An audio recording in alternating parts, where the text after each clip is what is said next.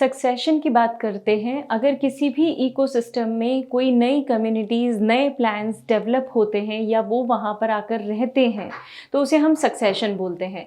Succession का मतलब होता है जब एक पर्टिकुलर स्पीशी आ गई है और उस स्पीशी के बाद डेवलपमेंटल स्टेजेस में और भी कई स्पीशीज़ आती जा रही हैं, या फिर जो स्पीशी आ चुकी है वो स्पीशी वहाँ पे स्टेबलाइज हो गई है, राइट। तो उसे हम बोलते हैं सक्सेशन। देखते हैं क्या है ये सक्सेशन एग्जैक्टली।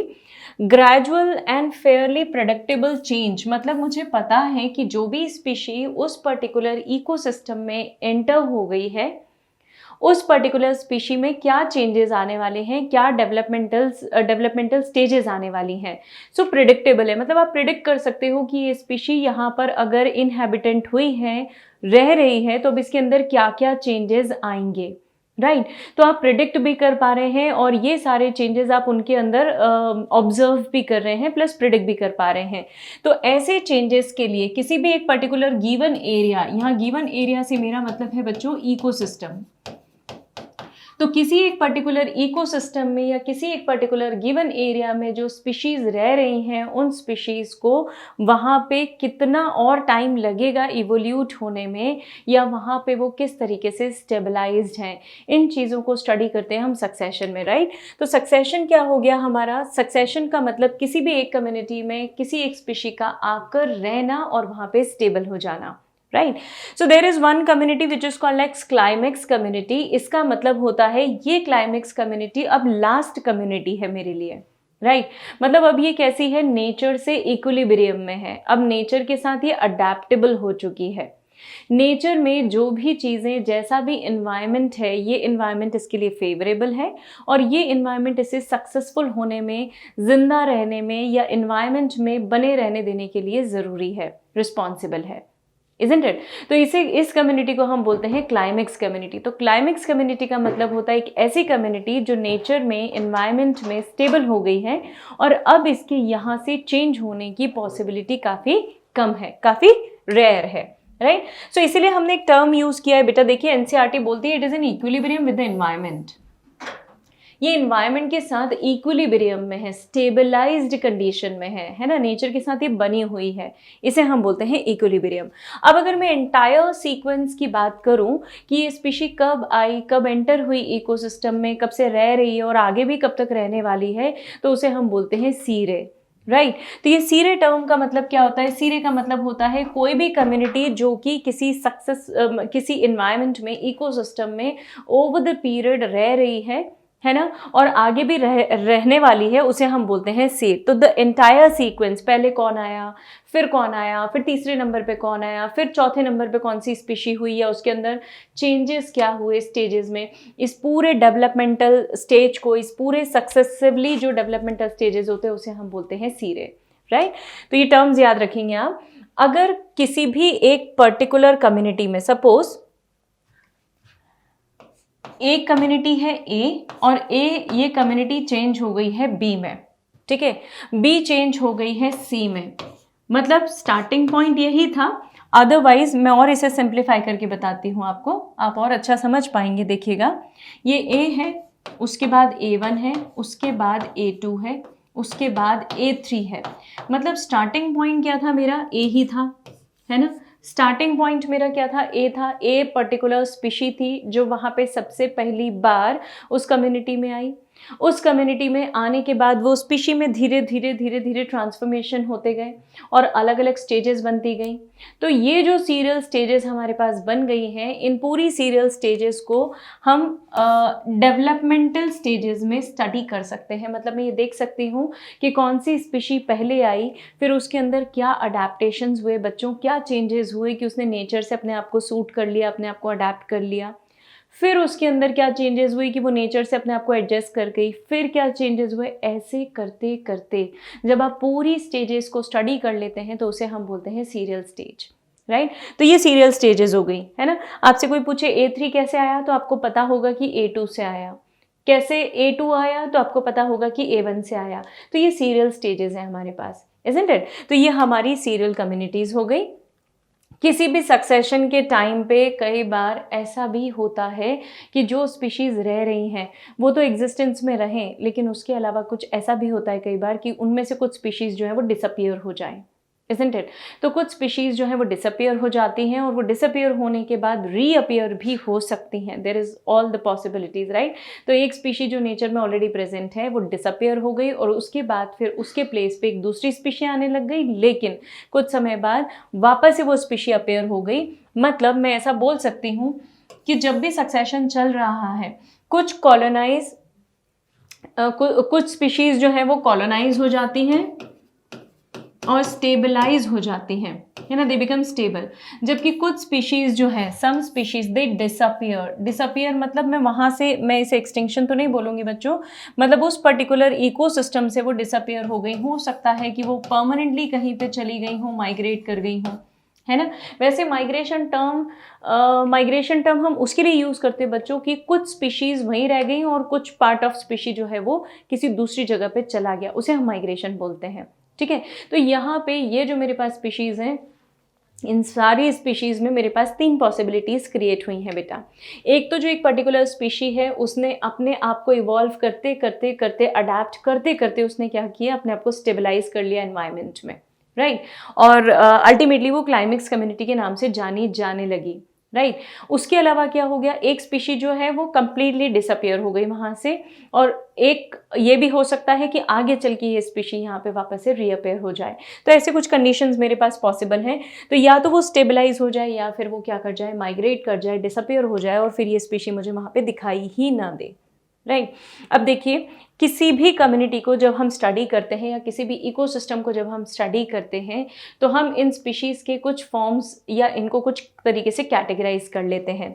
जैसे सबसे पहले मेरे पास जो स्पीशी है वो पायनियर कम्युनिटी है, उसके बाद मेरे पास इंटरमीडिएट स्पीशी है, उसके बाद मेरे पास क्लाइमेक्स कम्युनिटी है, इज़न्ट इट?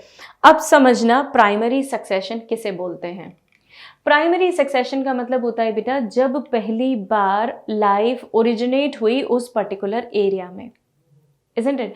भाई जंगल रातों रात तो नहीं बना होगा ना, जंगल या ओशन या जो हमारा लैंड इकोसिस्टम है यहाँ पे लाइफ रातों रात तो नहीं बनी होगी ना। ये बनने के लिए टाइम लगा होगा, over the period of time ये डेवलपमेंटल फॉर्म्स आए होंगे, इवॉल्व हुए होंगे। तो अगर मैं बात करूं सबसे फर्स्ट स्पीशी की कि जिसने शुरुआत की, राइट, जिसने शुरुआत की है किसी भी कम्युनिटी की, उसे हम बोलते हैं पायोनियर स्पीशीज़। तो पायोनियर स्पीशीज़ का मतलब होता है वो प्रोमिनेंट, वो फर्स्ट स्पीशीज़, जो स्पीशीज़ जो हैं वो उसी जगह पे इनहेबिटेंट हैं, उसी जगह पे उन्होंने लाइफ को शुरू किया है। इसके पहले यहाँ पे लाइफ नहीं थी। देखो यहाँ पे बेयर रॉक्स हैं, रॉक्स आर नॉट सपोर्टिव, है ना, लाइफ को सपोर्ट नहीं करती हैं, बस चट्टानें पड़ी हुई हैं वहाँ पे, है ना पानी का सोर्स है, ना खाने का सोर्स है, ना सॉइल है, तो प्लांट कैसे उगेगा, नहीं उग सकता। फिर इस जगह पर मॉइस्चर को होल्ड करके रखने वाले हमारे कुछ लाइकन्स डेवलप हो गए। तो पायोनियर कम्युनिटी में मैं लाइकन्स को रख सकती हूँ बच्चों, क्योंकि लाइकन्स चट्टानों पे सीधा डायरेक्टली ग्रो कर जाते हैं। प्लांट्स तो नहीं ग्रो करते ना, प्लांट्स कभी भी चट्टानों पे ग्रो करते हैं क्या, कभी नहीं। प्लांट्स हमेशा सॉइल में ग्रो करते हैं, लेकिन यहाँ पे मेरे प्लांट्स ना होते हुए मेरे पास क्या है, lichens.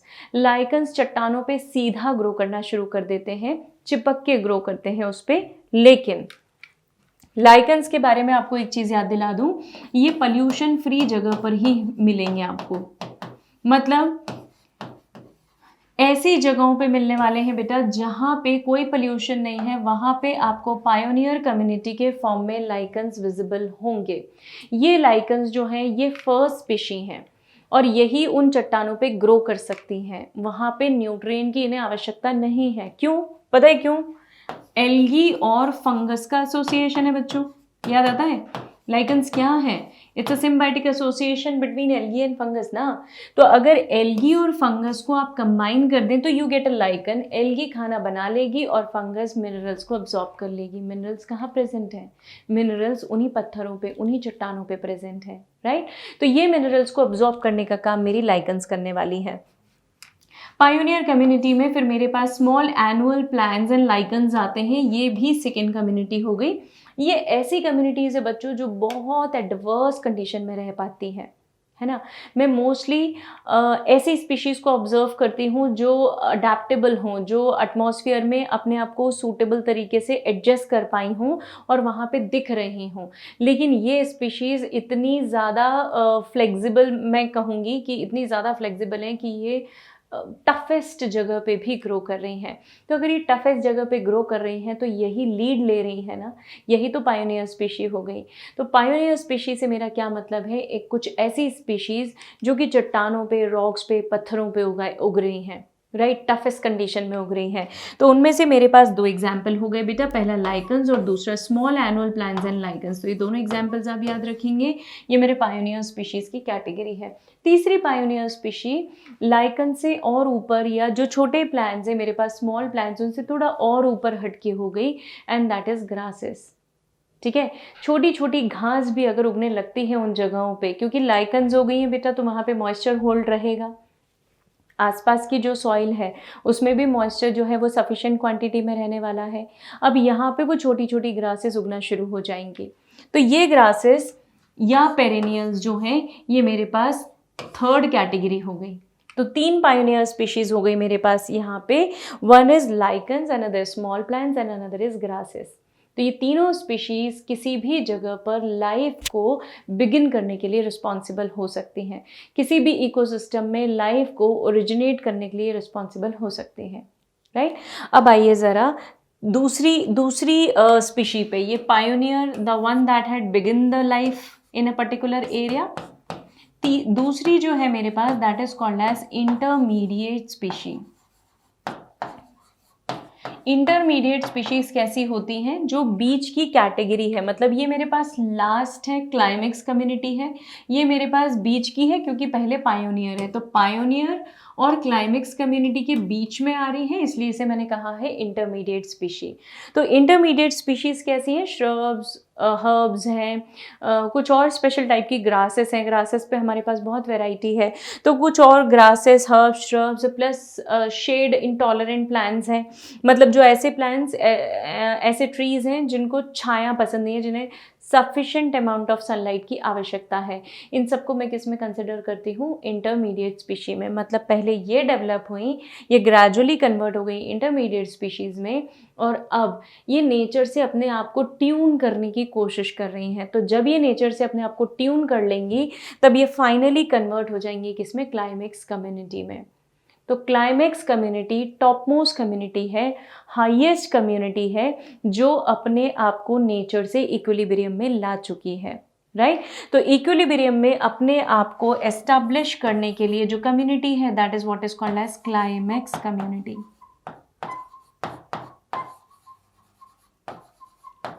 I hope you are getting these points, right. तो तीन कम्युनिटीज़ पढ़ ली हमने। एक है हमारे पास पायोनियर कम्युनिटी, जो या पायोनियर स्पीशीज़ जो पहली बार डेवलप हुई है। दूसरी है मेरे पास इंटरमीडिएट, जो बीच की कैरेक्टराइजेशन फीचर्स में है, मतलब जो इनसे डेवलप्ड है लेकिन उनसे थोड़ी सी कम डेवलप्ड है।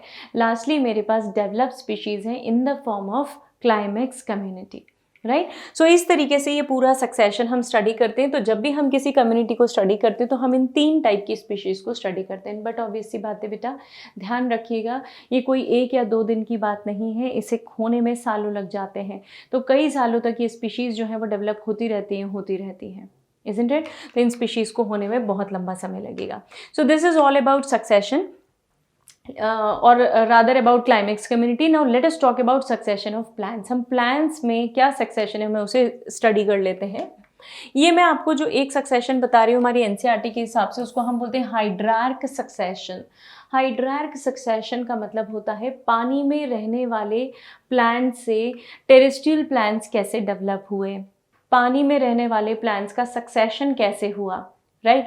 तो इसीलिए इसे हम वेट लैंड सक्सेशन बोलते हैं। या ये सक्सेशन जो है आपको वेट एरिया में, मतलब वेट एरिया कौन से हो गए बेटा, पॉन्ड्स ले लेती हूँ मैं, लेक्स ले लेती हूँ, है ना, फिर मार्शी एरियाज ले लेती हूँ, पॉन्ड्स, लेक्स के शोर्स भी इंक्लूडेड हो गए उसमें, और उसके बाद फिर मैं आ जाऊँगी लैंड पे, ठीक है।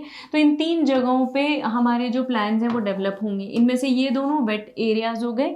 इन वेट एरियाज में होने वाले सक्सेशन को हम क्या बोलते हैं? हाइड्रार्क सक्सेशन, राइट। ज़ेराग सक्सेशन एक होता है जो कि डेजर्ट में होने वाला सक्सेशन है बच्चों।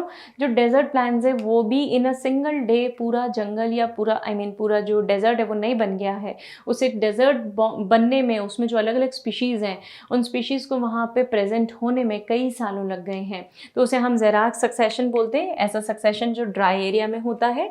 अगेन वही बात, ऐसी स्पीशी जो बेयर एरियाज में बेयर रॉक्स पे पहली बार इन्वेड हुई हैं उसे हम बोलते हैं पायोनियर स्पीशी, राइट। तो जब ये स्पीशी पहली बार आती है ना बेटा, तो कुछ स्टेप्स हैं सक्सेशन की, मैं कुछ स्टेप्स सिखा रही हूँ आपको। एनसीईआरटी में नहीं दिया है लेकिन हम थोड़ा सा बाहर की बात करेंगे। इस पहले को हम बोलते हैं न्यूडेशन। न्यूडेशन का मतलब होता है नई स्पीशी का आना, ठीक है। ये न्यूडेशन का मतलब होता है नई स्पीशी का फॉर्म होना। अब नई स्पीशी कब आएगी उस जगह पे, उस कम्युनिटी में नई स्पीशी कब अपने आप को एस्टैब्लिश करने की कोशिश करेगी, पहली बार वो कब आएगी? देखो, हो सकता है वहाँ पे पहले कभी फायर हुआ हो, है ना, या वहाँ पे मैसिव लैंडस्लाइड्स हुए हों, खूब तबाही हुई हो, खूब नेचुरल डिजास्टर्स हुए हों जिसके कारण क्या हो गया हो, वो जगह बेयर हो गई हो, वो जगह अब हेल्दी नहीं रही हो, इजंट इट। तो ऐसा हो सकता है कि कहीं पर ड्रॉट्स आए हों, ऐसा हो सकता है कहीं पे ह्यूज मैसिव लैंडस्लाइड्स हुए हों, ऐसा भी हो सकता है कि कहीं पे आग लग गई हो, ओलैनिक इरप्शंस भी हो सकते हैं, वोल्केनिक इरप्शंस भी हो सकते हैं।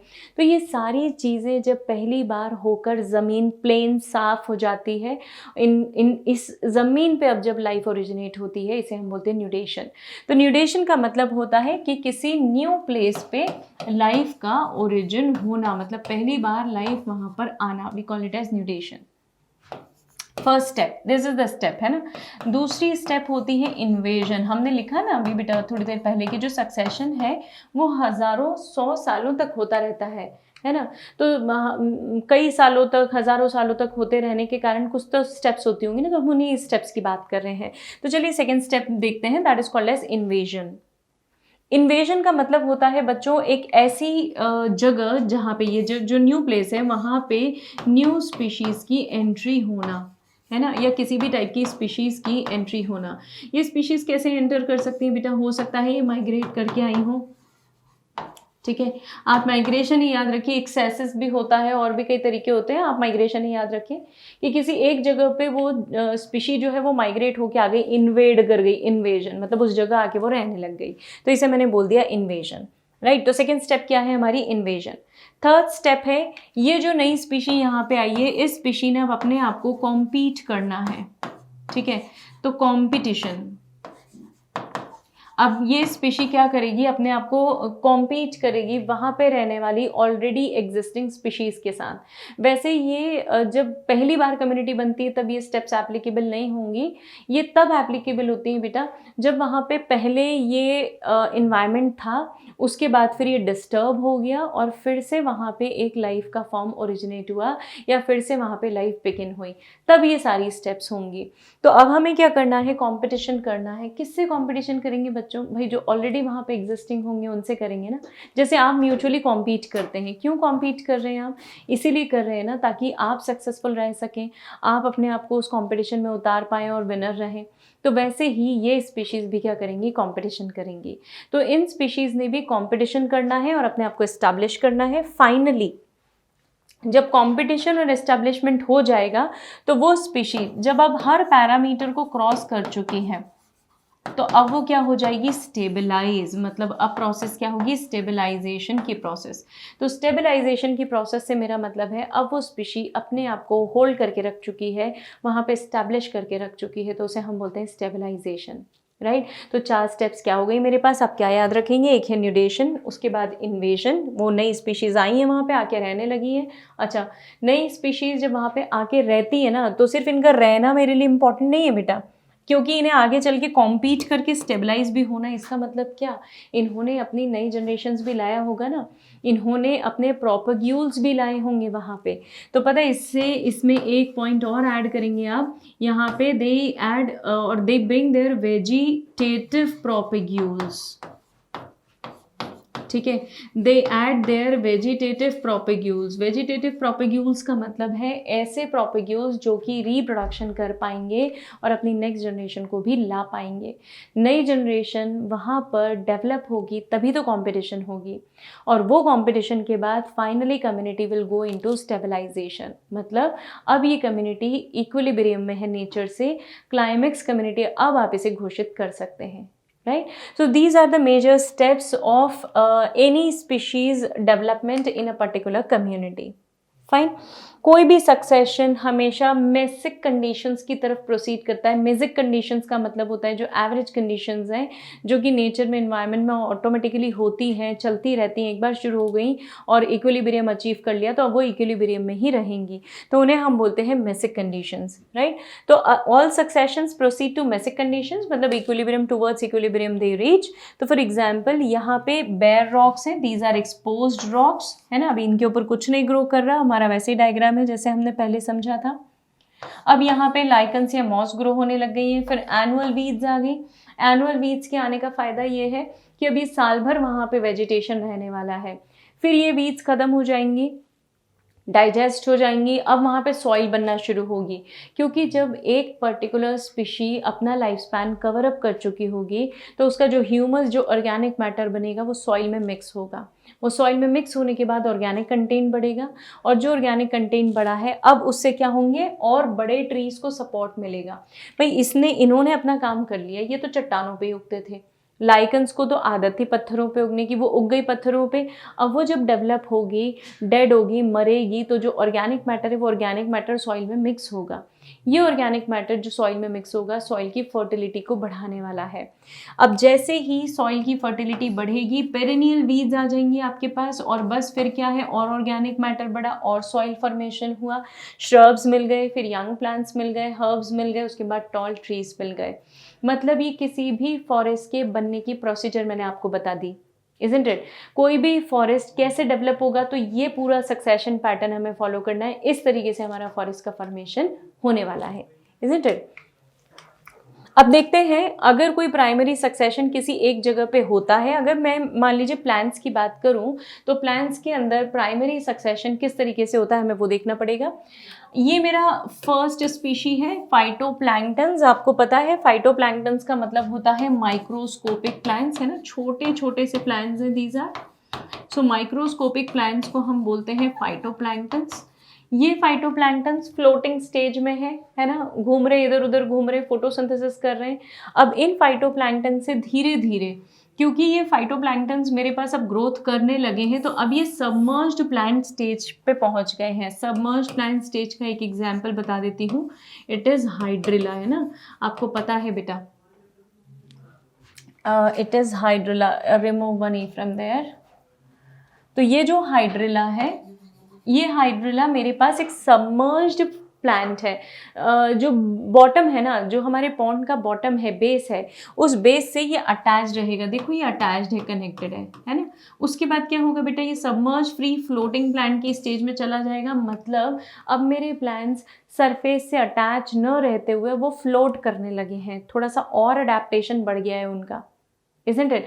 भाई जो सॉइल से अपने आप को कनेक्ट रखता होगा, अगर वो फ्लोट करने लग जाए, मतलब उसने कुछ तो अडेप्टेशन स्ट्रैटेजी अडॉप्ट की होगी ना। तो अब वो किस में आ गया है, फ्री फ्लोटिंग स्टेज में। अब इसका भी एग्जाम्पल आपको बहुत अच्छे से पता है, that is called as Eichhornia.